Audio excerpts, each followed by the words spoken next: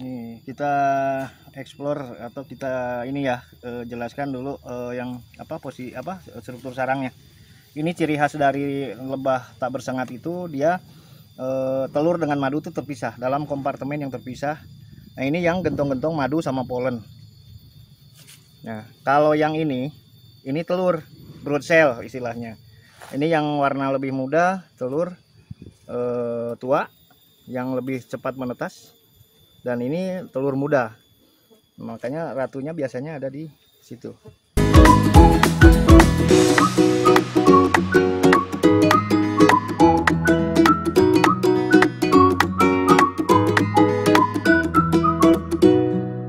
Jangan lupa komen, like, subscribe ke channel Petani Online.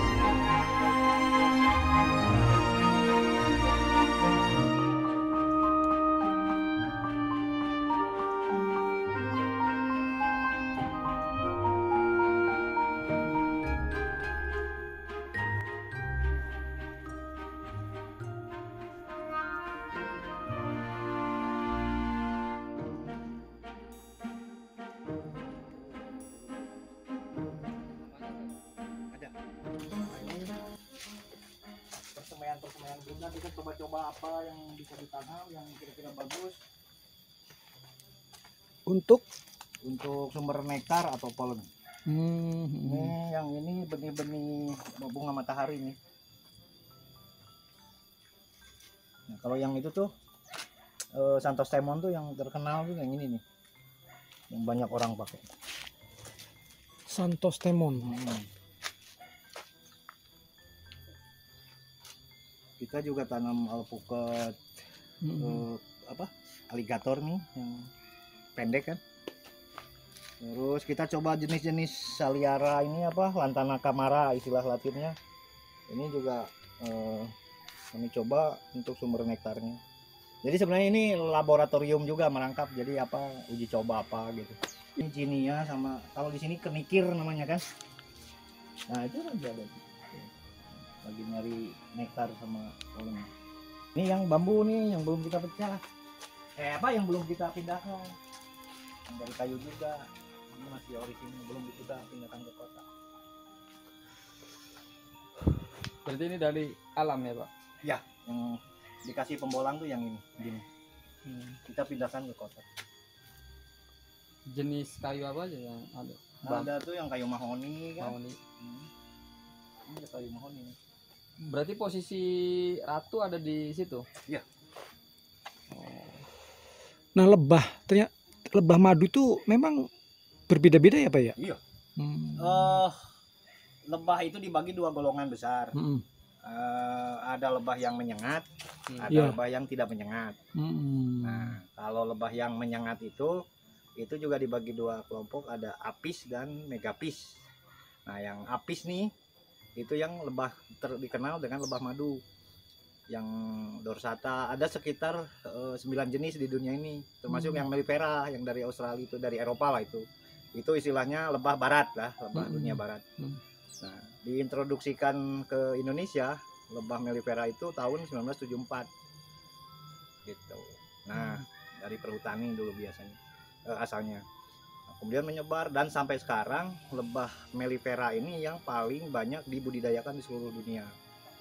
Jadi bukan asli punya Indonesia kalau lebah mellifera, asalnya dari luar, dari Eropa. asal muasalnya. Nah, di kita sendiri di Indonesia itu ada sekitar 6 jenis lebah asli Indonesia. Termasuk yang lebah dorsata, lebah cerana, nyiruan kalau orang Sunda bilang. Dan jenis-jenis yang lain ada yang dorsata binghami, terus juga ada yang florea, tapi masih debat antara Andremiformis dengan florea itu. Para ahli taksonomi penggolongan satwa itu masih debat gitu. Ada yang bilang itu dua jenis yang berbeda, ada yang bilang itu satu jenis yang sama, tapi ada variasi jenis saja. Nah, kalau yang trigona yang tidak bersengat golongannya termasuk ini salah satunya. Di Indonesia itu ada sekitar 42, beberapa banyak versi, ada 37, ada yang 42 para ahli bilang. Kalau kita ikut Susilowati itu yang dari Pusat Penelitian Kehutanan Bogor, itu di Indonesia ada 42. Di Pulau Jawa itu ada 11. Yang paling banyak Kalimantan 31. Jadi di Indonesia kita punya koleksi jenis lebah tak menyengat seperti ini. Satu golongan ini adalah 42 jenis. Gitu. Nah, ternyata di Jawa Barat, khususnya di lingkungan saya juga di sini daerah Sumedang juga, yang melimpah sekali jenisnya adalah Lepisep ini. Sehingga saya punya pemikiran, kalau ngambil dari alam yang aman tuh yang banyak kan, supaya nggak cepat habis, gitu kan, ya aman. Kalau yang sedikit diambil ya nanti bisa cepat habis juga. Nah, akhirnya saya pilih Lepisep. Kedua alasannya kenapa Lepisep, jenis ini adalah dikenal yang bandel, adaptasinya bagus, di hampir semua tempat dia bisa, daya adaptasinya sangat baik. Walaupun betul ada kelemahannya juga. Kalau Lepisep ini tidak produktif, bukan tidak produktif, kurang produktif relatif dibanding dengan jenis yang lain kayak Itama. Ini kalau kita yang mulai panen perdana itu, panen perdana putaran pertama atau kedua itu tidak lebih dari 100 ml madunya per koloni produksinya. Dengan asumsi ya sumber nektarnya normal lah ya, cukup gitu. Ya, saya sendiri selaku pegiat ternak teuweul ya, kalau orang Sunda bilang lebah begini namanya lebah teuweul ya. Nah, itu tentu saja bahwa akan semakin banyak peternak yang bisa mengambil manfaat dari kekayaan hayati kita seperti teuweul ini. Adalah kita bisa dapat manfaat ekonomi dan manfaat penyadartahuan lingkungan. Karena tidak bisa dipisahkan antara kesadartahuan lingkungan, pro lingkungan dengan budidaya ternak trigona. Nah, saya sendiri dengan satu lembaga dari Universitas Padjadjaran itu bekerja sama untuk mengembangkan budidaya seperti ini. Kemudian kita coba edukasikan juga melalui pelatihan. Kita ada pelatihan budidaya ternak ini budidaya ternak teuweul, budidaya teuweul. Nah, itu juga kami secara long term, secara jangka panjang mencoba mempromosikannya ke masyarakat di sekitar, termasuk di Kabupaten Sumedang, untuk juga bersama-sama meminati, mengembangkan minat untuk budidaya teuweul. Kita juga kemudian membentuk kelompok-kelompok. Manakala ada kelompok di satu daerah, di satu desa atau kecamatan yang sudah menyatakan minat, kemudian juga betul-betul ingin memperdalam dan mempelajari bagaimana paling tidak budidaya teuweul ini, ya kita ajak bersama-sama untuk belajar. Kita juga bangun kelompoknya bersama-sama, gitu kan. Kemudian kita sharing juga pengalaman dan pengetahuannya di situ.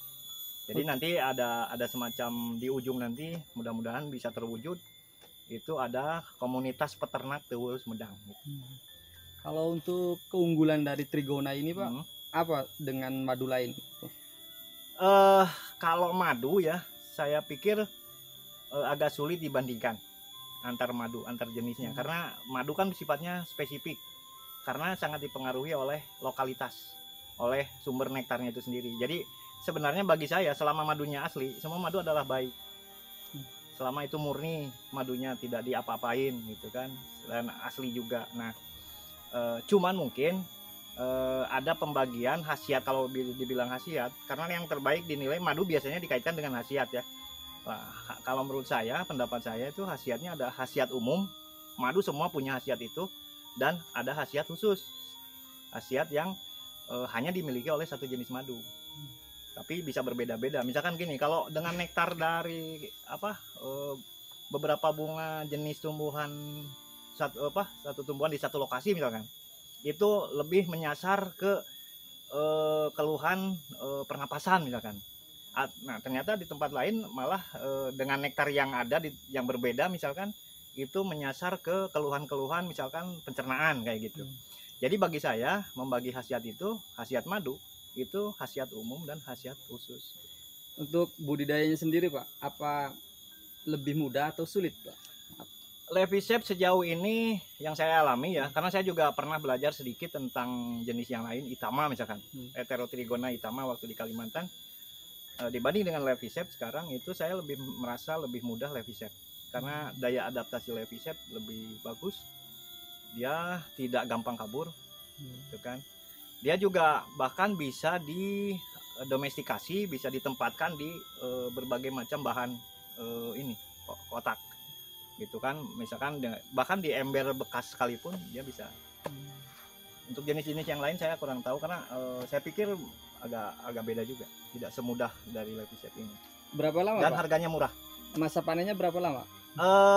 Masa panen tidak ditentukan oleh waktu, masa panen ditentukan oleh banyaknya kelimpahan nektar, gitu. Jadi tapi kan para pembudidaya juga punya pengalamannya, itu ada yang 2 bulan, 3 bulan. 3 bulan sudah 3 bisa bulan. panen. Rata-rata yang suka disebut-sebut masa panen yang bagus itu 3 bulan, setelah 3 bulan. Pemasaran kita masih konvensional ya, dengan MLM, mulut lewat mulut ya. Jadi itu yang pertama. Kemudian juga lewat media sosial, kita jual-jual lebih agak jauh, misalkan ke daerah-daerah lain di luar kabupaten, di luar provinsi, di luar pulau. Dan bahkan beberapa kawan yang sempat bawa madu juga ada yang ke Eropa, itu saya pernah. Mudah-mudahan bisa berkembang menjadi skala yang lebih besar. Dan juga produk-produk lain selain madu juga sebenarnya saya sudah pernah coba untuk penetrasi ke Eropa juga, ke Turki juga pernah. Gitu. Jadi nanti rencana jadi tempat edukasi dan sebagai produksi juga ya di sini Ya, Pak. ya. Jadi segala lah. Pokoknya produksi iya, edukasinya juga iya. Sudah berapa yang bergabung di sini Pak? Sudah berapa? Kalau kelompok kita sekarang sebenarnya punya progres ada 8 kelompok peminat, dan 2 diantaranya kita sudah landed, punya legalitas paling tidak dari kepala desa, dari pemerintahan desa setempat, termasuk kelompok lokal di sini yang kampung kami. Dan juga ada di kecamatan sebelah juga ada satu kelompok yang sudah formal punya legalitas dari pemerintahan setempat, dan itu sebagai indikator keseriusan mereka juga kan, untuk bergabung membangun kelompok untuk budidaya. Dan berarti kan dari 8 tadi ya tinggal 6 yang sekarang sedang coba terus untuk berkembang menjadi kelompok yang lebih formal. Kita juga tetap edukasi terus, minatnya terus dimotivasi juga. Nah, sementara kalau dari skenario yang kami miliki, kami punya semacam dream, punya semacam tujuan di ujung nanti di depan itu kami punya keinginan membangun sekitar 30 titik budidaya trigona di Sumedang. Gitu. Untuk pengetahuan pada umumnya orang awam Pak, ya. Manfaat atau madu lah gitu. Madu ini kan sering di pasaran kan banyak Pak, ya. Berbagai macam jenis. Seringkali makan ini madu asli, ini nggak asli gitu.